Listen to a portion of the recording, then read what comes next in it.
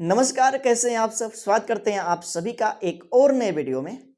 Class 11th की chemistry का chapter 1 हम लोग कर रहे हैं और इसका भाग 2 तक हमने बता दिया है, जिसमें हम लोगों ने जाना क्या, द्रव्य का वर्गीकरण के बारे में। और द्रव्य को दो आधार पर वर्गीकृत किया गया है।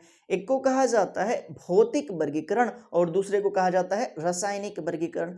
और भौतिक वर्गीकरण में द्रव्य की अवस्थाओं के बारे में अध्ययन किया जाता है। और द्रव्य की अवस्थाएं कितनी होती हैं, मेनली 3, ठोस अवस्था, द्रव अवस्था और गैस अवस्था। इसके साथ साथ और 2 अवस्था होती हैं, प्लाज्मा और कंडेंसेट। उसके बाद से रासायनिक वर्गीकरण, और रासायनिक वर्गीकरण के आधार पर द्रव्य को 2 भागों में बांटा गया है। एक को कहा जाता है शुद्ध पदार्थ और दूसरे को बोला जाता है मिश्रण। और इसके बारे में प्रीवियस सेशन में खूब अच्छे से बताया गया है। यदि आपने वीडियो नहीं देखा है तो प्लेलिस्ट में वीडियो है, जरूर देखिए। आज के वीडियो में हम लोग बात करेंगे एनसीईआरटी का अगला टॉपिक, इस चैप्टर का अगला टॉपिक जो है क्या, मात्रकों की अंतर्राष्ट्रीय पद्धति। जैसे कि यहाँ पे लगा हुआ है मात्रकों का अंतर्राष्ट्रीय पद्धति, यानी कि इंटरनेशनल सिस्टम ऑफ यूनिट।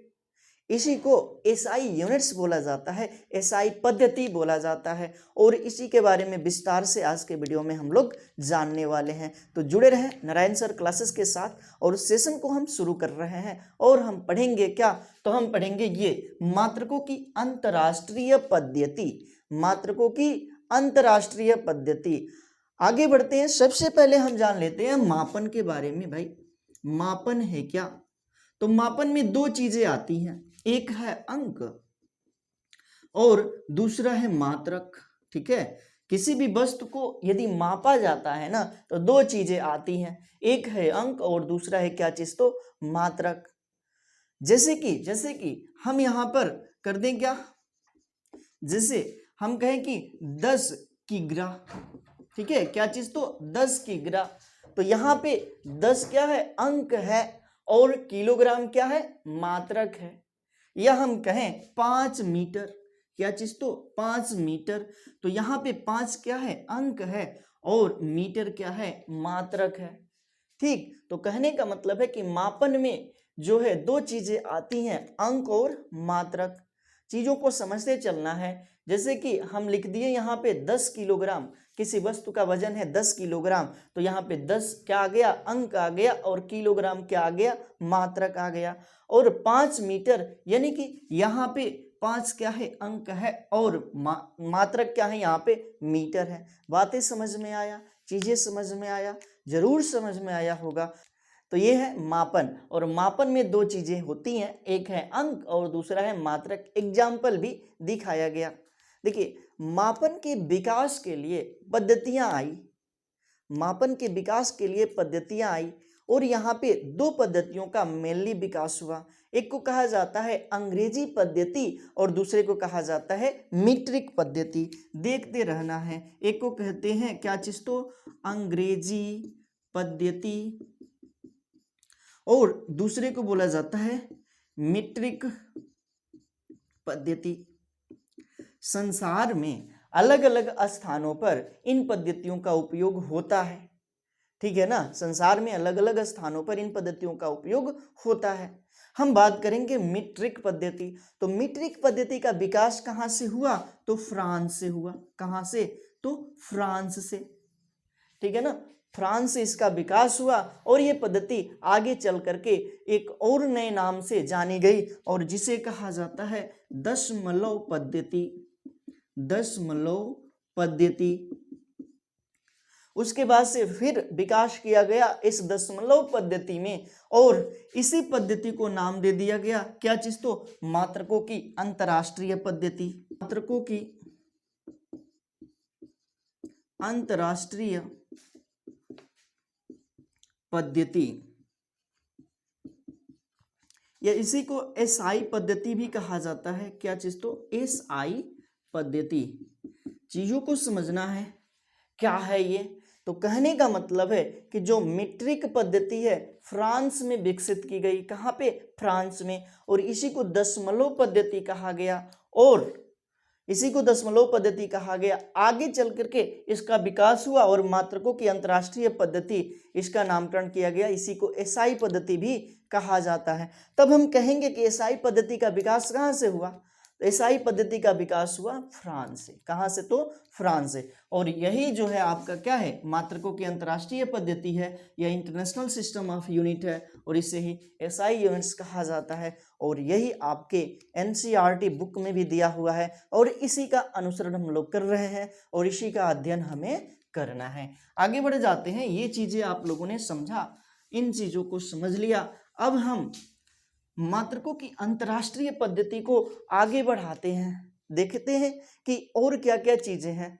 बहुत ही गहराई से हम लोग आगे बढ़ेंगे, डीपली समझना है और समझ में आता है तो जरूर कमेंट के माध्यम से आप लोगों को बताना है।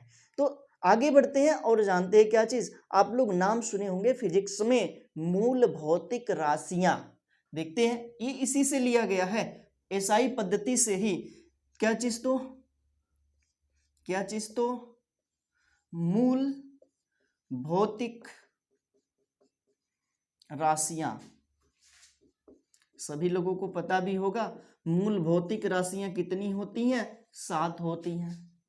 और इन राशियों को प्रदर्शित करने के लिए इनके मात्रक होते हैं और इनके मात्रक को बोला जाता है मूल मात्रक। क्या भाई? मूल मात्रक। समझते रहना है यहाँ पे। इनके मात्रक को ही बोला जाता है क्या चीज? तो मूल मात्रक। इन्हीं भौतिक राशियों को हम यहाँ पे नोट करेंगे। यहाँ पे क्या होगा? मूल भौतिक राशियां। और इन राशियों का अपना प्रतीक होता है, संकेत होता है, जिसके द्वारा कि हम जानते हैं उसे। और यहाँ पे हो जाएगा मूल मात्रक। मूल मात्रक। और इसका भी अपना होता है क्या चीज? तो प्रतीक, यानी कि संकेत। और उसके बाद से यहाँ पे हम इसकी परिभाषा को, इसकी जो परिभाषा होगी उसको हम विस्तार से वर्णन करेंगे। यहाँ पे पहली जो मूल राशि है, पहली मूल राशि वो क्या है? तो लंबाई है। देखते रहना है, लंबाई। और इसको प्रदर्शित किया जाता है स्मॉल एल से। और इसका जो मात्रक होता है ना, वह है क्या चीज? तो मीटर। और इसको स्मॉल एम से प्रदर्शित करते हैं। यहाँ पे चलते हैं स्मॉल एम से। उसके बाद से दूसरी जो मूल राशि है वो क्या है? तो है द्रव्यमान। द्रव्यमान यहाँ पे हम लिखते हैं 1, ये हो गया 2, द्रव्यमान। और द्रव्यमान को प्रदर्शित किया जाता है स्मॉल एम से और इसका मात्रक है किलोग्राम। क्या चीज? तो किलोग्राम। रिप्रेजेंट होता है केजी से। उसके बाद से जो तीसरी राशि है वो क्या है? तो समय। समय। और इस समय को जो है प्रदर्शित किया जाता है स्मॉल टी से और इसका जो मात्रक है वो है सेकंड। और इसको रिप्रेजेंट किया जाता है स्मॉल एस से। उसके बाद से अगली जो राशि है वो क्या है? तो वह है विद्युत धारा। चौथा, विद्युत धारा। और इसको प्रदर्शित किया जाता है आई से और इसका मात्रक होता है एम्पियर। और इसे प्रदर्शित किया जाता है ए से, एम्पियर को कैपिटल ए से। और उसके बाद से अगली जो राशि है वो है क्या? तो वो है ऊष्मागतिकी तापमान। ऊष्मागतिकी तापमान। और इसको प्रदर्शित किया जाता है कैपिटल टी से। और इसका जो मात्रक होता है ना, तापमान का मात्रक वो है केल्विन। और इसको के से रिप्रेजेंट किया जाता है। सारी बातें यहाँ पे याद रखनी है। अगला जो है वो आता है क्या? ज्योति तीव्रता। छठा जो है ज्योति तीव्रता। ज्योति तीव्रता। और इसको प्रदर्शित किया जाता है किससे? तो IV से। किससे? IV से। और इसका मात्रक है क्या चीज? तो कैंडिला। कैंडिला। और इसे प्रदर्शित किया जाता है किससे? तो CD से। उसके बाद से अगला है क्या? पदार्थ की मात्रा। इसी का उपयोग केमिस्ट्री में ज़्यादा होता है, पदार्थ की मात्रा, और इसे रिप्रेजेंट किया जाता है n से, और इसका मात्रक होता है मोल, और मोल को प्रदर्शित किया जाता है MOL से। तो यहाँ पे हमने मूल राशियां देखा, कितनी है, 7 है। लंबाई, द्रव्यमान, समय, विद्युत धारा, उष्मागतिकी, तापमान, ज्योति तीव्रता, पदार्थ की मात्रा, और ये इसके मात्रक है जिसको बोला जाता है मूल मात्रक, और ये इसके प्रतीक है। ये भौतिक राशियों का प्रतीक है और ये मूल मात्रक का प्रतीक है। इतनी चीजें आप लोगों ने समझ लिया, और इन्हीं मात्रकों का उपयोग है, यही मूल मात्रक है। मूल मात्रकों की संख्या 7 है जो कि मूल राशियों के लिए है, यानी कि मूल राशियों की संख्या 7 होती हैं, और जब 7 मूल राशियां हैं तो इनके मात्रक भी कितने हो गए भाई, 7 ही न होंगे। तो इसके मात्रक भी 7 हैं जो कि यहाँ पे उसको रिप्रेजेंट कर दिया गया, प्रदर्शित किया गया। चल रहा है केमिस्ट्री का चैप्टर 1 NCERT बेस्ट, और NCERT के जितने भी टॉपिक हैं उसको जो है डिटेल में यहाँ पे क्लियर किया जा रहा है। तो आपको सारी चीज़ों को बहुत ही सावधानी पूर्वक समझना है और इसका नोट्स भी बनाते चलना है, ताकि आगे चल करके आपको किसी भी प्रकार का दिक्कतों का सामना न करना पड़े। आगे बढ़ जाते हैं और इन मूल राशियों की परिभाषाओं के बारे में, मूल मात्रकों के परिभाषाओं के बारे में हम अब पढ़ेंगे। ठीक है, सबसे पहली जो मूल राशि है लंबाई, और इसका मात्रक है मीटर। और मीटर की क्या परिभाषा है, तो इन मात्रकों की परिभाषाओं को समय समय पर बदला गया। ठीक है ना, समय समय पर बदला गया। पहले क्या किया गया था कि प्लेटिनम इरिडियम की एक रॉड ली गई और उसके बीच 2 बिंदु बनाए गए, ऐसे। ये है एक रॉड और एक बिंदु यहाँ पर, एक बिंदु यहाँ पे, और दोनों की जो बीच की दूरी है ना उसको 1 मीटर बोला गया। इनके बीच की दूरी कितना मीटर है, तो 1 मीटर है। लेकिन समय के साथ मात्रक में किया गया परिवर्तन, इस मात्रक की परिभाषा में किया गया परिवर्तन, और क्या परिभाषा लेकर के आया गया यहाँ पे, तो निर्वात में प्रकाश द्वारा, ध्यान से समझना है, निर्वात में प्रकाश द्वारा, वही चीज यहाँ पे लिख लेते हैं, निर्वात में प्रकाश द्वारा, किसके द्वारा, प्रकाश द्वारा 1/299, 792, 458 वे सेकंड में चली गई दूरी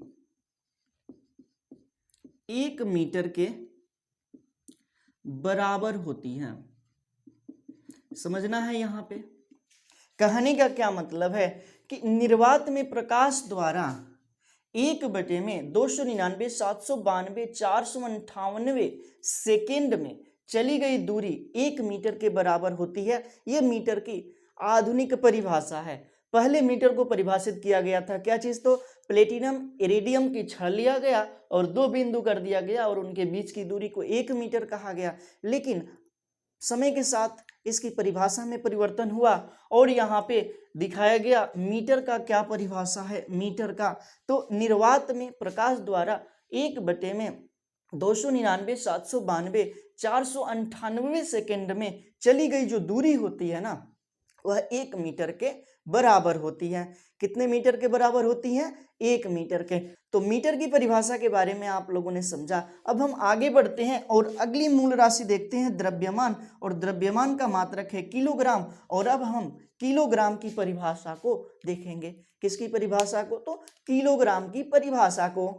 क्या होगा किलोग्राम की परिभाषा, तो किलोग्राम की परिभाषा के लिए दिया गया स्टेटमेंट कि पेरिस में एक बेलन बनाया गया है और उसका द्रव्यमान 1 किलोग्राम है। ठीक है ना, पेरिस में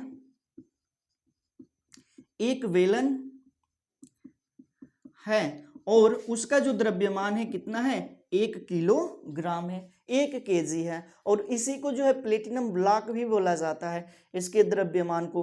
तो कहने का मतलब है कि पेरिस में एक बेलन बनाया गया और इसका द्रव्यमान कितना है, तो 1 किलोग्राम है। और यही क्या है, द्रव्यमान की सबसे अच्छी परिभाषा है। अब हम आगे बढ़ते हैं और अगली मूल राशि के बारे में जो है समय। समय का जो मात्रक है सेकेंड, और सेकेंड के बारे में अब हम परिभाषित करेंगे। तो सेकेंड की क्या परिभाषा होगी यहाँ पे, तो सबसे पहले हम जानेंगे क्या चीज, तो सेकेंड है क्या, तो सेकेंड एक अंतराल है। क्या है, अंतराल है, यानी कि दो समयों के बीच का अंतर है, दो समयों के बीच का अंतर है। अब इसे कैसे परिभाषित किया जाए, तो समझना है ध्यान से यहाँ पर। यदि एक सीजियम का परमाणु लिया जाए और वह किसी उच्च ऊर्जा स्तर से निम्न ऊर्जा स्तर में जंप कर रहा है, क्या चीज, तो उच्च ऊर्जा स्तर से निम्न ऊर्जा स्तर में क्या कर रहा है, जंप कर रहा है। एटॉमिक स्ट्रक्चर में आप लोगों को ऊर्जा स्तर के बारे में विस्तार से बताया जाएगा, जैसे कि आप लोगों ने क्लास 9th में भी पढ़ा होगा कि ये ऊर्जा स्तर क्या है। तो बोर के मॉडल में बताया गया है कि ये जो है नाभिक है, और नाभिक के बाहर ये कक्षाएं हैं, और नाभिक से जितनी दूर जाते हैं जो कक्षाओं की ऊर्जा है बढ़ती जाती हैं, और इसी को ऊर्जा स्तर कहा जाता है। यानी कि ये वाला उच्च ऊर्जा है और ये वाला निम्न ऊर्जा स्तर है, और उच्च ऊर्जा स्तर से निम्न ऊर्जा स्तर में यदि क्या कर रहा है, परमाणु जंप कर रहा है, क्या कर रहा है, जंप कर रहा है, यानी उसका संक्रमण हो रहा है। क्या हो रहा है, संक्रमण। या हम इसे दूसरे शब्दों में कह सकते हैं क्या चीज, तो यदि हम कोई एक एटॉमिक क्लॉक लें, यानी कि परमाणु घड़ी, और उस परमाणु घड़ी में जो सीजियम परमाणु है वाइब्रेट कर रहा है, यानी कि कंपन कर रहा है, तो उसके कंपनों का 91, 92, 63, 17, 70 बार जो कंपन है ना, 1 सेकेंड के बराबर होता है। कितनी बार, तो 91, 92, 63, 91, 92, 63, 17, 70 बार जो कंपन होता है ना, वह 1 सेकेंड के बराबर होता है। ये जो कंपन है ना, कितने के बराबर होता है, 1 सेकेंड के। ये है इसका समय का परिभाषा। यानी कि एटॉमिक घड़ी में जो सीजियम परमाणु है वो वाइब्रेट करता है, और 1 सेकेंड में कितनी बार वाइब्रेट करता है, इतनी बार। या कह सकते हैं कि उस सीजियम परमाणु का एटॉमिक घड़ी में 91, 92, 63, 17, 70 बार जो कंपन होता है ना, 1 सेकेंड के बराबर होता है। आगे हम बढ़ते हैं और जानेंगे अगली जो मूल राशि है, क्या, विद्युत धारा। इसका मात्रक है एम्पियर। क्या चीज, तो एम्पियर। और एम्पियर को अब हम परिभाषित करेंगे। एम्पियर क्या है, देखिए, दो समानांतर तार लें और दोनों के जो बीच की दूरी है ना 1 मीटर हो। ये जो है समानांतर तार है, दो समानांतर तार हैं, और इनके जो बीच की दूरी है कितना है, तो 1 मीटर है। दो समानांतर तार लें और उनके बीच की जो लंबाई है, दूरी है, वो कितना हो, 1 मीटर हो। तो यदि दोनों तारों की प्रति एकांक लंबाई पर लगने वाले बल का मान 2 गुणे 10 पर घात -7 2 गुणे 10 पर घात -7 मीटर के बराबर है, तो हम कहेंगे कि इन तारों से जो धारा प्रवाहित हो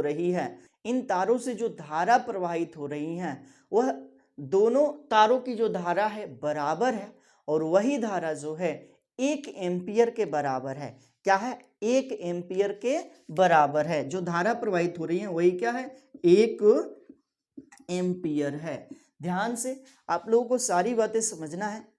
यदि आप इसको लिखना चाहें तो लिख सकते हैं जो हम बोल रहे हैं। देखिए, दो सीधे समानांतर तार जो कि एक दूसरे के समानांतर है तथा एक दूसरे से 1 मीटर की दूरी पर स्थित है।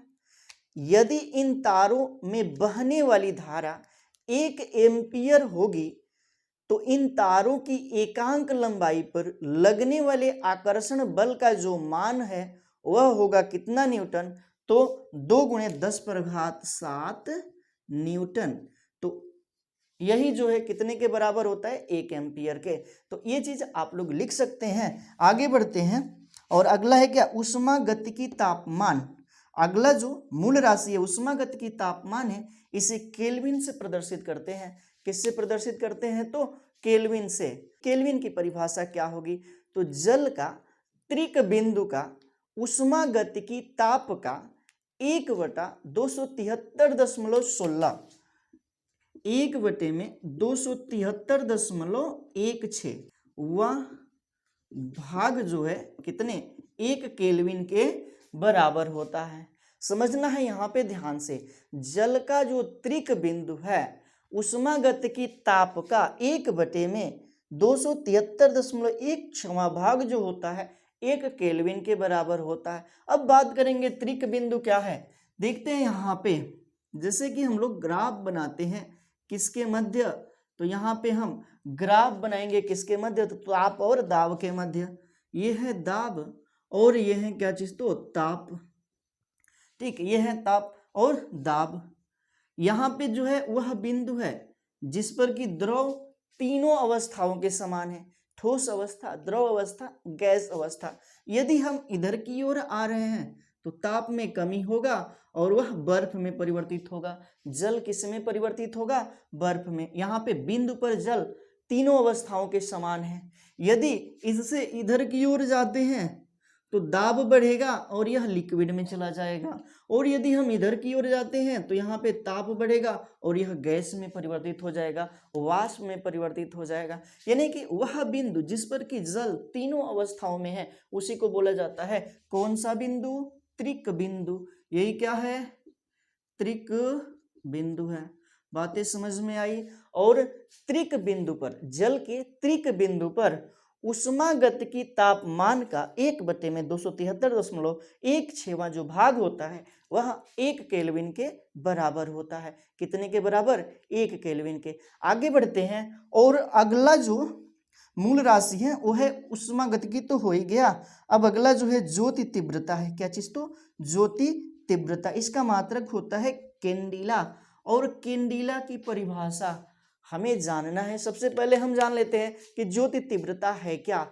तो कोई भी प्रकाश उत्पन्न करने वाला स्रोत, कोई भी प्रकाश उत्पन्न करने वाला स्रोत जो अपने भीतर से कितना प्रकाश बाहर भेज रहा है उसी प्रकाश की मापने वाले को बोला जाता है क्या चीज, तो ज्योति तीव्रता। ज्योति तीव्रता, ठीक है। इसको फिर से हम यहाँ पे लिखते हैं, थोड़ा सा गड़बड़िया हुआ है, ज्योति तीव्रता, ठीक है। क्या चीज, तो ज्योति तीव्रता। तो समझना है यहाँ पे कोई भी प्रकाश उत्पन्न करने वाला स्रोत है जो अपने भीतर से जितना प्रकाश बाहर भेज रहा है उसको जो है मापने के लिए किसका प्रयोग किया जाता है, ज्योति तीव्रता का, और इसका मात्रक है कैंडिला। अब कैंडिला को अब हम परिभाषित करेंगे, तो ध्यान से समझना है यहाँ पे। यदि हम एक प्रकाश स्रोत ले, क्या चीज, तो प्रकाश स्रोत, ऐसा प्रकाश स्रोत जो कि एक वर्णी प्रकाश दे रहा है एक समांतर दिशा में, ठीक है ना। ऐसा प्रकाश स्रोत लें जो कि एक समांतर दिशा में एक बड़ी प्रकाश दे रहा है, उसकी आवृत्ति 540 गुणे 10⁻12 हर्ट्ज जो आवृत्ति होगी, क्या चीज, तो आवृत्ति 540 गुणे 10⁻12 हर्ट्ज। ये आवृत्ति जो है 540 गुणे 10⁻12 हर्ट्ज है। कितना, 540 गुणे 10⁻12 हर्ट्ज है। तो यदि वहां पर 1/683 बार प्रति स्टेरेडियन, ठीक है ना, प्रति स्टेरेडियन, इसको जो है यहाँ पे हम लिखते हैं बार प्रति स्टेरेडियन विकिरण उत्सर्जित हो तो वह प्रकाश की मात्रा 1 कैंडिला के बराबर होती है। कितना, तो 1 कैंडिला के। चीजों को समझना है यहाँ पे क्या मतलब। तो यदि हम एक ऐसा प्रकाश स्रोत लें जो कि एक वर्णी हो और एक समांतर दिशा में जा रहा हो तो उसकी जो आवृत्ति है कितना है, 540 गुणे 10⁻12 हर्ट्ज है। तो यदि वहां पर 1/683वां बार प्रति स्टेरेडियन विकिरण उत्सर्जित हो तो वह जो प्रकाश की मात्रा है उसी को एक कैंडेला कहा जाता है। ये बातें आपने समझा। अब आगे बढ़ते हैं और ये सातवां जाना जाए पदार्थ की मात्रा, और इसका मात्रक होता है मोल। क्या चीज? तो मोल। इसका मात्रक होता है क्या चीज? तो मोल। और इसके बारे में जानकारी लिया जाए। मोल है क्या? तो पदार्थ के जो अवयवी कण है ना, जैसे कि परमाणु, उनकी संख्या, ठीक है ना, पदार्थ के जो अवयवी कण है उनकी संख्या को जिसके द्वारा मापा जाता है ना, वही है मोल। वही है क्या चीज? तो मोल। या कहेंगे यही अवयवी कणों की संख्या। अवयवी कणों की संख्या। तो अवयवी कणों की संख्या किसमें व्यक्त की जाती है? मोल में व्यक्त की जाती है। किसमें? तो मोल में। इसकी भी अपनी परिभाषा है, मोल की भी अपनी परिभाषा है। देखना है यहाँ पे मोल की जो परिभाषा बताया गया किस पर? तो कार्बन परमाणु पर। किस पर? तो कार्बन पे। तो इस चीज को हम यहाँ पे इसको मिटा रहे हैं और मोल के बारे में हम यहाँ पे चीजों को क्लियर कर रहे हैं। देखो, कार्बन 12 के 12 ग्राम में या 0.012 किलोग्राम में, ठीक है ना, कार्बन 12 के 12 ग्राम में या 0.012 किलोग्राम में जो परमाणुओं की संख्या होती है, परमाणुओं की संख्या जो होती है ना, वह 1 मोल के बराबर होती है। कितने मोल के? तो 1 मोल के बराबर होती है। यह है मोल की परिभाषा। अब ये कार्बन 12 क्या है? तो कार्बन का समस्थानिक है, और कार्बन के यहाँ पे 3 समस्थानिक होते हैं, ठीक है ना, 6C12, उसके बाद से 6C13 और 6C कितना? तो 14। देखो, समस्थानिक क्या होते हैं? तो जिन तत्वों के परमाणु क्रमांक समान हो, जिन तत्वों के परमाणु क्रमांक समान हो, परमाणु भार भिन्न भिन्न हो, वे उसके समस्थानिक कहलाते हैं। तो कार्बन 12, उसके बाद से कार्बन 13, ये तो सामान्य समस्थानिक है। लेकिन जो कार्बन 14 है ना, ये रेडियो एक्टिव तत्व है। क्या चीज? तो रेडियो एक्टिव। इसको रेडियो एक्टिव बोला जाता है। रेडियो एक्टिव पदार्थ है ये। क्या है? रेडियो एक्टिव पदार्थ है। और इसका उपयोग क्या होता है? तो भूमि से बहुत ही पुरानी पुरानी वस्तुएं निकाली जाती है, जैसे कि अवशेष, जैसे कि डायनासोर के अवशेष निकाले गए हैं, और वह कितना समय पुराना है, कितना समय पुराना है, इसके बारे में पता करना होता है ना, तो इसी कार्बन 14 का प्रयोग किया जाता है। ठीक, तो इतनी चीजें आप लोगों ने समझ लिया। यहाँ पे हमने इन मात्रकों के बारे में विस्तार से वर्णन किया, और उम्मीद करते हैं कि ये सारी चीजें आप लोगों ने समझ लिया होगा। यहाँ तक आप लोग स्क्रीनशॉट लें, और उसके बाद से हम चीजों को आगे बढ़ाते हैं, क्रम को आगे बढ़ाते हैं। और अगला जो हेडिंग हम लोग एनसीईआरटी में जो पढ़ेंगे वो क्या होगा? द्रव्यमान और भार। द्रव्यमान और भार के बारे में हम अब चर्चा करेंगे, तो इसका आप लोग स्क्रीनशॉट लें। तो इन चीजों को हम मिटाते हैं और क्रम को आगे बढ़ाते हैं।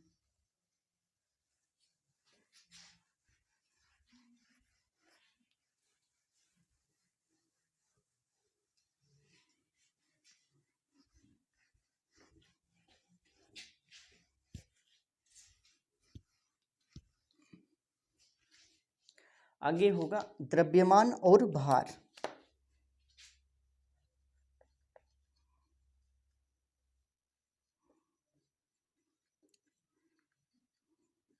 मास एंड वेट।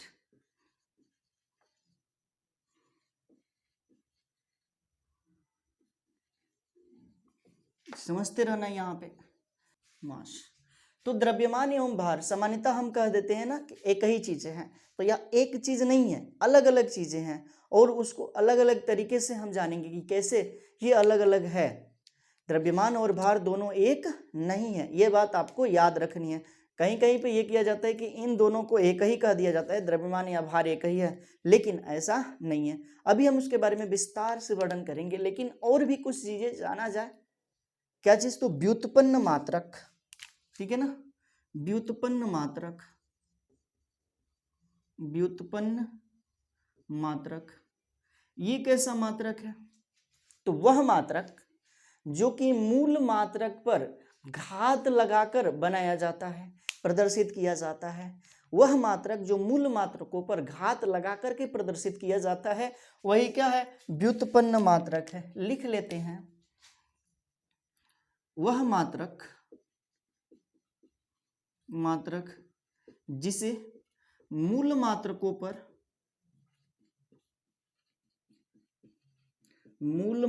पर घात लगाकर बनाया जाता है, वही क्या है, व्युत्पन्न मात्रक है। जैसे कि हम अब यहाँ पे कुछ एग्जाम्पल दिखाते हैं, आप लोगों को समझ में आ जाएगा कि ये व्युत्पन्न मात्रक क्या होते हैं। तो यहाँ पे हमने यह एक इतना बड़ा एरिया लिया, ठीक है, जैसे कि खेत का मैदान है ये कोई फील्ड है, ठीक। तो ये है इसकी लंबाई, क्या है, लंबाई, और ये है जो है इसकी चौड़ाई है, ठीक है ना, क्या है, चौड़ाई, लंबाई और चौड़ाई। मान लेते हैं कि लंबाई जो है कितना है, 10 मीटर है और चौड़ाई 5 मीटर है। लंबाई 10 मीटर है और चौड़ाई 5 मीटर है, और इसका आपको निकालना है क्षेत्रफल। क्या चीज, तो क्षेत्रफल यानी कि एरिया। तो क्षेत्रफल की परिभाषा आप लोग जानते हैं ना, लंबाई गुणे होता है चौड़ाई, लंबाई गुणे चौड़ाई, यानी कि हो जाएगा 10 गुणे 10 मीटर गुणे हो जाएगा 5 मीटर, बराबर हो जाएगा 10 में 5 का गुणा कर दें तो 50 हो जाएगा, मीटर में मीटर का गुणा करते हैं तो मीटर स्क्वायर हो जाएगा, ठीक। मीटर वर्ग यहाँ पे लिख दिया गया। तो इसका मतलब क्या है, तो यहाँ पे घात लगाया गया ना, मीटर जो है मूल मात्रक है और इस पर घात लगा करके इसे प्रदर्शित किया गया, घात लगा करके क्या किया गया, प्रदर्शित किया जाता है। तो क्या किया गया, यहाँ पे घात लगा करके प्रदर्शित किया गया, तो यही मात्रक क्या होगा, व्युत्पन्न मात्रक होगा। क्या होगा, व्युत्पन्न मात्रक होगा। इससे नहीं समझ में आया, आगे आयतन के लिए देखते हैं हम, देखना है ध्यान से यहाँ पे आयतन, ठीक है ना। जैसे कि हम एक घन लेते हैं, ये है घन, क्या चीज है, तो ये घन है, ध्यान देना है यहाँ पे, हमने घन लिया, ये जो है ना, ये वाला इसकी जो है लंबाई है, क्या है, लंबाई है। उसके बाद से ये वाला जो एरिया है ना, ये वाला एरिया इसकी जो है चौड़ाई है, क्या चीज है, तो चौड़ाई है। और ये वाला जो एरिया है ना इसका, ये है क्या, ऊंचाई है, ठीक। तो हमने क्या लिया, यहाँ पे घन लिया, लंबाई चौड़ाई और ऊंचाई, ठीक है, लंबाई चौड़ाई और ऊंचाई। और आयतन बराबर क्या होता है, आयतन बराबर होता है ना लंबाई गुणे चौड़ाई और गुणे ऊंचाई, यही होता है।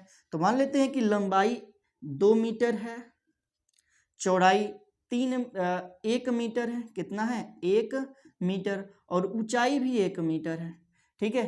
तब यहाँ पर लिखेंगे लंबाई 2 मीटर है तो 2 मीटर गुणे चौड़ाई जो है 1 मीटर है और ऊंचाई कितना है, 1 मीटर है। अब इसमें हम मल्टीप्लाई करेंगे ना तो हो जाएगा 2, इसमें 2 में 1 का गुणा कीजिए और फिर 1 का कीजिए तो 2 ही आएगा, और मीटर में मीटर का गुणा करेंगे तो मीटर क्यूब आएगा, मीटर क्या आएगा, क्यूब। तो यहाँ पे क्या किया गया, मीटर पर घात लगा दिया गया, वही क्या है, जो है आयतन का मात्रक है, क्या है, तो आयतन का मात्रक है। आप लोगों को चीजें समझ में आ चुका है आयतन और लंबाई से कि ये व्युत्पन्न मात्रक क्या होते हैं। तो वह मात्रक जिसे मूल मात्रकों पर घात लगा करके प्रदर्शित किया जाता है वही क्या है, वही है व्युत्पन्न मात्रक।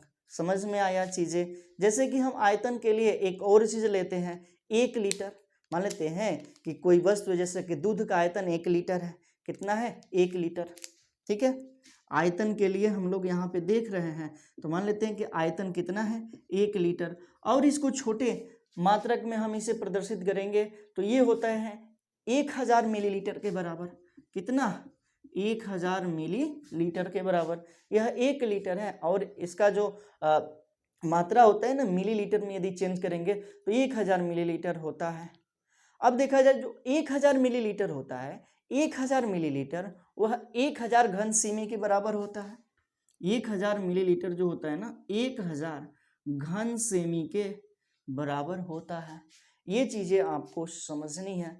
अब कैसे समझेंगे? अब इतनी जो पार्ट है ना, 1000 जो घन सेमी है वह बराबर होता है 1 डेसी के। कितने के? 1 डेसी के बराबर होता है। 1 डेसी क्यूब के बराबर होता है कितना? 1 डेसी क्यूब के। तो यहाँ पे लीटर को मिलीलीटर में बदला गया, घन सेमी में बदला गया, और उसके बाद से इसको डेसी में भी, घन डेसी में भी इसको चेंज किया गया। तो इसको भी चेंज करने के चीज़ें आते हैं और इसके लिए हम एक वीडियो बना देंगे। तो यहाँ पे हम केवल इतना ही जाने कि व्युत्पन्न मात्रक क्या होता है, और इसको जो है चेंज करने के लिए हम वीडियो बनाएंगे। ये फिजिक्स की चीज़ें हैं। अब बढ़ते हैं, हमारा टॉपिक है क्या? द्रव्यमान एवं भार। द्रव्यमान एवं भार तो समझना है ध्यान से, किसी पदार्थ का भार उसमें उपस्थित द्रव्य की मात्रा को प्रदर्शित करता है। किसको? द्रव्य की मात्रा को। ठीक है, ये जो द्रव्यमान है, द्रव्यमान जो है किसी भी पदार्थ में उपस्थित द्रव्य की मात्रा को प्रदर्शित करता है। जबकि ये जो भार है ना, भार उसके गुरुत्वीय बल को प्रदर्शित करता है। ठीक है, भार किसको प्रदर्शित करता है? गुरुत्वीय बल को, और ये जो है द्रव्य की मात्रा को प्रदर्शित करता है। अब ये जो द्रव्यमान है ना, उसको कहीं पर भी लेकर के जाएंगे वह परिवर्तित नहीं होता है। चाहे वो पृथ्वी पर है, चाहे उसको चंद्रमा पर लेकर के जाएं या किसी भी ग्रह पर लेकर के जाएं। जैसे कि 1 किलो हमने लोहा लिया और उसको पृथ्वी पर वजन किया 1 किलो, तो उसको चंद्रमा या किसी अन्य ग्रह पर लेकर के जाएंगे ना, तो उसका जो द्रव्यमान होगा वो 1 किलोग्राम ही होगा, वह चेंज होने वाला नहीं है। लेकिन जो यहाँ पे गुरुत्वीय बल है ना, जो कि ये भार है, यह क्या होता है? अलग अलग ग्रहों पर जो है इसका भार अलग अलग ही होता है। पृथ्वी का ही ले लिया जाए, यदि हम भूमध्य रेखा पर जाते हैं, कोई भी वस्तु है यहाँ पे, उसका जो भार है यहाँ पे हमने माप लिया कितना है, और उसको यदि हम ध्रुवों पर लेकर के जाते हैं तो वहाँ पे अलग हो जाता है। यदि भूमध्य रेखा पर लेकर के जाते हैं तो वहाँ पे भार उसका अलग हो जाता है। तो ये चीज़ें समझना है। यहाँ पे द्रव्यमान का जो मात्रक होता है ना, वो किलोग्राम होता है, अभी हमने बताया। लेकिन भार का जो मात्रक होता है ना, वह न्यूटन होता है। ये चीज़ें आपको याद रखनी है। तो द्रव्यमान का मात्रक किलोग्राम और भार का मात्रक न्यूटन। द्रव्यमान क्या है? तो किसी भी वस्तु की जो उसमें उपस्थित मात्रा है उसको बताता है, और उस मात्रा को कहीं पर भी उसे लेकर के जाए वह परिवर्तित नहीं होता है, उतना ही रहता है। लेकिन भार क्या है? तो उसके गुरुत्वीय बल को प्रदर्शित करता है, और उसको हम कहीं दूसरे ग्रह पर लेकर के जा रहे हैं या पृथ्वी के अलग अलग भागों में, जैसे कि भूमध्य रेखा पर या ध्रुवों पर जाते हैं, तो उसके जो भार है ना, उसमें कमी या बढ़ोतरी होती है, यानी कि उसमें परिवर्तन होता है। तो चीजें समझ में आ गई होंगी। अब हम यहाँ पे बात करेंगे कि द्रव्यमान को मापा कैसे जाता है। इसके लिए कोई ना कोई यंत्र होगा ना, तो यंत्र है क्या? वैश्लेषिक तुला। वैश्लेषिक तुला, इससे जो है इस द्रव्यमान को मापा जाता है। द्रव्यमान को मापने का यंत्र क्या है? वैश्लेषिक तुला। तो आप ये चीजें नोट करें और उसके बाद से हम क्रम को आगे बढ़ाएंगे। तो आप लोगों ने स्क्रीनशॉट ले लिया होगा, आगे बढ़ाते हैं। और अगला जो एनसीईआरटी का टॉपिक है वह है क्या, उसके बारे में जाना जाए, वह है घनत्व। क्या चीज? तो डेंसिटी यानी कि घनत्व। समझा जाए घनत्व के भी बारे में। घनत्व इसको बोला जाता है डेंसिटी। क्या चीज? तो डेंसिटी। घनत्व क्या है? डेंसिटी क्या है?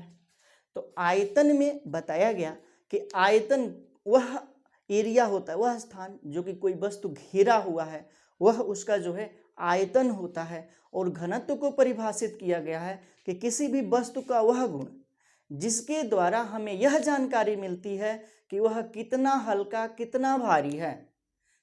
किसी भी वस्तु का वह गुण जिसके द्वारा हमें यह जानकारी मिलती है कि वह कितना हल्का या कितना भारी है, वही उसका क्या कहलाता है? घनत्व। जैसे कि लकड़ी और लोहा ले लिया जाए, तो लकड़ी और लोहा यदि बराबर मात्रा में लिया जाएगा तो लकड़ी हल्का हो जाएगा और लोहा जो है भारी हो जाएगा। तो यही क्या है, हल्का या भारी का आभास जो करवाता है ना, वही क्या है, घनत्व है। और घनत्व का जो सूत्र होता है ना, घनत्व बराबर होता है क्या चीज, तो द्रव्यमान बटे में आयतन, द्रव्यमान बटे में आयतन। बात करते हैं घनत्व का मात्रक, तो मात्रक हो जाएगा इसका क्या, द्रव्यमान का मात्रक होता है किलोग्राम और आयतन का मात्रक क्या होता है, तो आयतन का मात्रक जो होता है ना घन मीटर। क्या चीज, तो घन मीटर। लेकिन रसायन विज्ञान में और इसे छोटे मात्रक से हम व्यक्त करते हैं, और क्या है, तो किलोग्राम का जो छोटा मात्रक होता है वह ग्राम है, और बटे में हो जाएगा मीटर का जो छोटा मात्रक होता है घन सेमी। ठीक है, तो ये है घनत्व का मात्रक, ग्राम घन सेमी। और घनत्व है क्या, तो वस्तु का वह गुण जिसके द्वारा हमें यह जानकारी मिलती है कि वह वस्तु कितना भारी है और कितना हल्का है। बातें समझ में आया। यह जो मात्रक है ना, ये भी क्या है, तो व्युत्पन्न किया गया है किसके द्वारा, तो मूल मात्रकों से, तो मूल मात्रकों से ही बनाया गया है, इसलिए ये भी क्या है, व्युत्पन्न मात्रक है। क्या है, व्युत्पन्न मात्रक है। आगे और कुछ चीजें हम डिस्कशन करेंगे, और कुछ चीजें तापमान पर। ठीक है, तो ये चीजें हम मिटाते हैं, आप लोग जो है इसका स्क्रीनशॉट ले सकते हैं। आगे बढ़ जाते हैं और तापमान के बारे में हम जान लेते हैं। तापमान क्या चीज, तो तापमान, तापमान इंग्लिश में बोला जाएगा टेम्परेचर, टेम्परेचर। और तापमान को मापने के लिए जो यंत्र यूज होता है उसको बोला जाता है तापमापी। क्या चीज, तो तापमापी। ध्यान से समझना है, तापमापियों द्वारा जो है तापमान को मापा जाता है। ये कौन कौन से तापमापी है, तो ये केल्विन, केल्विन इसको प्रदर्शित किया जाता है के से। उसके बाद से है डिग्री सेल्सियस, डिग्री सेल्सियस, और इसको प्रदर्शित किया जाता है डिग्री सी से। और एक है क्या, फ़ारेनहाइट, फ़ारेनहाइट, और डिग्री फ़ारेनहाइट। क्या चीज़, तो डिग्री फ़ारेनहाइट, और इसको प्रदर्शित किया जाता है डिग्री फ़ारेनहाइट से। ठीक है, तो कहने का मतलब है यहाँ पे कि जो तापमापियों द्वारा तापमान को मापा जाता है, ये तापमापी कौन कौन से है, केल्विन, डिग्री सेल्सियस और डिग्री फ़ारेनहाइट।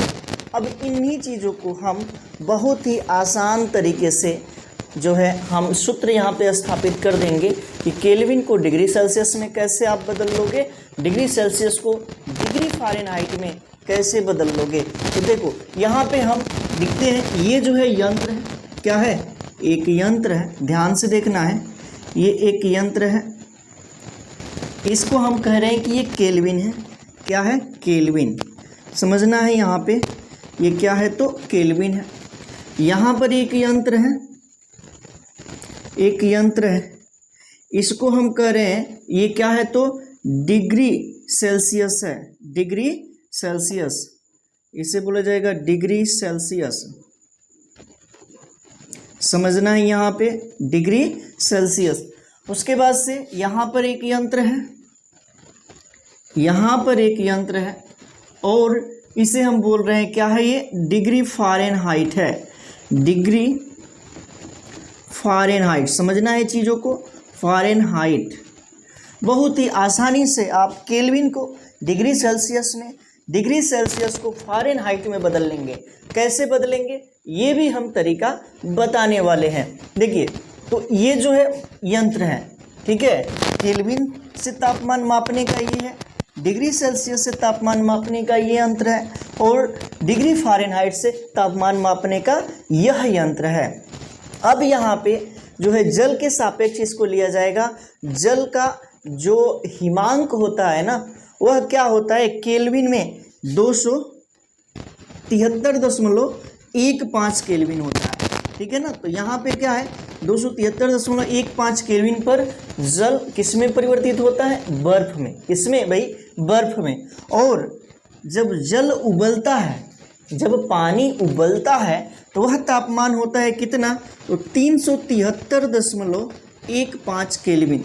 देखना यहाँ पे तो लोवेस्ट, यहाँ पे हम उसका हिमांक लिए हैं और पानी का क्वथनांक लिए हैं। यही बात हम इधर चलते हैं डिग्री सेल्सियस में, इसे जो है जब यह बर्फ में बदलता है तो वह होता है 0 डिग्री सेल्सियस। कितना, 0 डिग्री सेल्सियस। और जब ये उबलता है ना तो वह होता है कितना, 100 डिग्री सेल्सियस। पानी के सापेक्ष हम यहाँ पे बता रहे हैं आपको। उसके बाद से यहाँ पे फ़ारेनहाइट में चलते हैं ना, तो पानी के लिए जो हिमांक होता है ना वो होता है 32 फ़ारेनहाइट। कितना, तो 32 डिग्री फ़ारेनहाइट। बातों को समझना है यहाँ पे। और जब पानी उबलता है कितने फ़ारेनहाइट पे, पानी कितने फ़ारेनहाइट पे उबलता है, तो वह फ़ारेनहाइट है कितना, 212 फ़ारेनहाइट, डिग्री फ़ारेनहाइट।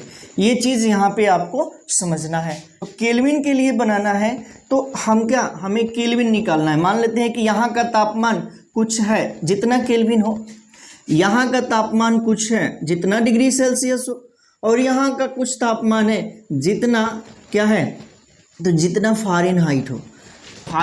तो फ़ारेनहाइट के लिए ये टेम्परेचर रहेगा, फ़ारेनहाइट के लिए ये टेम्परेचर रहेगा। तो अब यहाँ पे क्या करना है कि हमें निकालना है, क्या निकालना है, तो केल्विन निकालना है या डिग्री सेल्सियस हमें निकालना है कितना होगा, या फ़ारेनहाइट कितना निकालना होगा। इसके लिए बहुत ही आसान तरीके से हम यहाँ पे फार्मूला दिखाएंगे आपको, और आप उस फार्मूले के सहायता से बहुत ही आसानी से केल्विन को डिग्री सेल्सियस में बदल लोगे और डिग्री सेल्सियस को फ़ारेनहाइट में बदल लोगे। ये कैसे होगा, तो इसके बारे में हम चलते हैं। तो यहाँ का जो है तापमान हमें निकालना है, किसमें, तो केल्विन में। ध्यान देना है यहाँ पे, केल्विन, जितना भी केल्विन हो, 10 केल्विन हो, 20 केल्विन हो, 50 केल्विन हो, जो भी केल्विन हो। अब जो है क्या करते हैं, लोवेस्ट टेम्परेचर लेते हैं, उसको जो है माइनस कर लेते हैं, घटा लेते हैं, केल्विन से घटा लेते हैं। लोवेस्ट टेम्परेचर कितना होगा, तो 273.15, और बटे में क्या हो जाएगा, तो हाईएस्ट टेम्परेचर और लोवेस्ट टेम्परेचर का अंतर, ठीक है ना, मतलब अधिकतम तापमान जो कि जल को उबलने के लिए चाहिए, और निम्नतम तापमान जिससे कि वह जो जल है, द्रव है, पानी है, किस में बदल जाए, बर्फ में बदल जाए। किसमें, बर्फ में। तो इनके बीच का जो अंतर है ना, निम्नतम तापमान और अधिकतम तापमान का जो अंतर है वो बटे में हो जाएगा। तो देखो 273.15 में से 373.15 में से 273.15 हम माइनस कर देंगे तो आ जाएगा कितना, 100। देखते रहना है कैसे हो रहा है ये, इक्वल टू। आगे बढ़ते हैं, हमें डिग्री सेल्सियस निकालना है। जो डिग्री सेल्सियस निकालना है उसको हम यहाँ पे रख देते हैं, लोवेस्ट टेम्परेचर को उसमें से माइनस कर देते हैं, 0 ही है ना लोवेस्ट टेम्परेचर, ठीक है। अब क्या करते हैं कि बटे में हो जाएगा कितना, तो बटे में हो जाएगा हाईएस्ट टेम्परेचर और लोवेस्ट टेम्परेचर के बीच जो अंतर होगा वो, तो कितना अंतर हो जाएगा, 100 ही न होगा। देखना है यहाँ पे कितना, 100 अंतर हो जाएगा। अब आगे बढ़ जाते हैं और हम यहाँ पे फ़ारेनहाइट के लिए फार्मूला निकालते हैं। किसके लिए, फ़ारेनहाइट के लिए। तो यहाँ पे क्या होगा, जो फ़ारेनहाइट निकालना है उसको डिग्री फ़ारेनहाइट उसी तरह से रहेगा, और माइनस कर देंगे लोवेस्ट फ़ारेनहाइट जो होगा कितना, 32, और बटे में क्या कर लेते हैं कि लोवेस्ट और हाईएस्ट टेम्परेचर का हम क्या निकाल लेते हैं, अंतर। तो 212 में से 32 घटा दिया जाएगा तो हो जाएगा कितना, 180। कितना, 180। ये बन गया आपके लिए फार्मूला। क्या चीज़, तो फार्मूला बन गया, ठीक है। ये बन गया आपके लिए क्या चीज़, तो फार्मूला। अब यहाँ पे ध्यान देना है कि जो चीज़ें दोनों ओर सेम होती है ना वो क्या हो जाती हैं, कैंसिल हो जाती हैं, ठीक है। और इसको आसान तरीके से हम क्या कर देते हैं, रिप्रेजेंट करते हैं। तो k माइनस 273.15 बटे में हो जाएगा 100 इक्वल टू c माइनस 0, तो ये केवल डिग्री सेल्सियस हो जाएगा, बटे में 100, ठीक है ना। 0 माइनस कर देंगे तो क्या होगा, उतना ही होगा। उसके बाद से इक्वल टू हो जाएगा, यहाँ पे क्या करना है कि ये है आपका फ़ारेनहाइट, F माइनस 332 बटे में कितना, तो 180। ठीक है, इसको हमने थोड़ा सा और शार्ट कर लिया। क्या कर लिया, और शार्ट कर लिया। अब यहाँ पे क्या है कि यहाँ पे दिया है, मान लेते हैं 10 डिग्री सेल्सियस। कितना डिग्री सेल्सियस, 10 डिग्री सेल्सियस दिया है और बोल रहा है कि उसको आपको केल्विन में बदलना है। ठीक है, तो ये वाला फार्मूला लगेगा क्या चीज़, तो K माइनस 273.15 बटे में 100 इक्वल डिग्री सेल्सियस के स्थान पे कितना है, 10 डिग्री सेल्सियस है और बटे में 100। जो चीज़ें दोनों ओर सेम होती है, जो चीज़ें दोनों ओर सेम होती हैं वो कैंसिल हो जाती हैं, तब जो है क्या हो जाएगा, K इक्वल टू हो जाएगा, ये इधर जाएगा तो प्लस हो जाएगा, ये वाला जो है बराबर इधर जाएगा तो प्लस हो जाएगा और इसमें 10 ऐड हो जाएगा तो कितना केल्विन आ जाएगा आपका, तो आ जाएगा 283.15 केल्विन। क्या हो गया, हमने बदल दिया डिग्री सेल्सियस को किसमें, केल्विन में। डिग्री सेल्सियस का मान दिया था कितना डिग्री सेल्सियस, तो 10 डिग्री सेल्सियस, और इसी 10 डिग्री सेल्सियस के मान को हमने यहाँ पे रख दिया है। बातें समझ में आई, बहुत ही आसान है ये समझना। ठीक है, आगे बढ़ते हैं और आपको जो है क्या करना है कि फ़ारेनहाइट दिया है और डिग्री सेल्सियस में आपको चेंज करना है, किसमें, तो डिग्री सेल्सियस में। समझना है चीज़ों को, 180 है ये, 18 नहीं है, 180 है। तो यदि कोई भी चीज़ है फ़ारेनहाइट में दिया है और उसको आपको बदलना है किसमें, तो आपको बदलना है किसमें, तो डिग्री सेल्सियस में। तो इसके लिए ये फार्मूला लगेगा, डिग्री सेल्सियस बटे में 100 इक्वल टू फ़ारेनहाइट माइनस 32 बटे में 180। ठीक है, क्या कर लेते हैं, इसको हम कटा लेते हैं, इन दोनों को कटा लेते हैं। क्या हो जाएगा, 20 से कटाते हैं, 20 से तो ये 5 टाइम जाएगा ना, और ये होगा कितना, तो ये जाएगा 9 टाइम में, तो ये हो जाएगा डिग्री सेल्सियस बटे में 5 इक्वल टू F माइनस 32 और बटे में हो जाएगा कितना, 9। अब इससे आप क्या कर सकते हैं, ये 5 है, अब इससे आप क्या कर सकते हैं कि फ़ारेनहाइट में यदि दिया हुआ है तो उसको डिग्री सेल्सियस में चेंज कर सकते हैं, और यदि डिग्री सेल्सियस में दिया है तो फ़ारेनहाइट में चेंज कर सकते हैं। जैसे कि मान लेते हैं उदाहरण के रूप में दे दिया गया कितना फ़ारेनहाइट, तो 25 फ़ारेनहाइट। ठीक है ना, इसको जो है डिग्री सेल्सियस में चेंज करना है, किसमें, डिग्री सेल्सियस में। समझना है यहाँ पे, तो देखिए ये है आपका 0 डिग्री सेल्सियस बटे में 5 दिख रहा है ना, डिग्री सेल्सियस बटे में 5 बराबर फ़ारेनहाइट का मान दिया कितना, 25 माइनस 32/9। ठीक है, इक्वल टू हो जाएगा डिग्री सेल्सियस बटे में 5 इक्वल टू माइनस का 7/9। इसका इससे गुना हो जाएगा और इससे इसका गुना हो जाएगा, यानी कि ये हो जाएगा माइनस का degree Celsius equal to minus का 35 ना, माइनस का 35 अपान जो हो जाएगा कितना, 9, ये हो जाएगा डिग्री सेल्सियस। समझना, यहाँ पे हमने क्या किया, डिग्री सेल्सियस में परिवर्तित कर दिया। तो यहाँ पे जो है आप क्या कर सकते हैं, इस फार्मूले की सहायता से केल्विन को डिग्री सेल्सियस में बदल सकते हैं, डिग्री सेल्सियस को केल्विन में बदल सकते हैं, या इसी फार्मूले की सहायता से फ़ारेनहाइट को डिग्री सेल्सियस में या डिग्री सेल्सियस को फ़ारेनहाइट में परिवर्तित कर सकते हैं। है ना आसान फार्मूला। अब जो है आप किसी भी तरह के डिग्री सेल्सियस से फ़ारेनहाइट, फ़ारेनहाइट से डिग्री सेल्सियस वाले फार्मूले को बहुत ही अच्छे से हल कर पाएंगे। उम्मीद है कि ये सारी चीज़ें आप लोगों ने समझ लिया होगा और इसका आपको लेना है स्क्रीनशॉट और नोट्स बनाते चलना है। और इस वीडियो में हमने क्लियर किया मापन संबंधित बातें, एसआई पद्धति से जो है विभिन्न प्रकार के मूल मात्रकों के बारे में हमने चर्चा किया, और इसके साथ साथ भार और द्रव्यमान में अंतर बताया गया।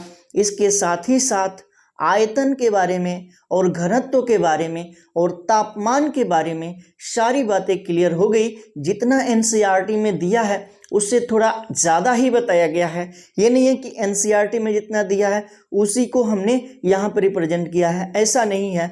आपको जो है विस्तार से बताया जा रहा है और आप यकीन मानिए एक दिन इसी तरह से आप इस वीडियो को देखते रहे तो ज़रूर आप केमिस्ट्री के टीचर हो जाएंगे और हमें इससे बड़ी खुशी क्या होगी हमारे लिए।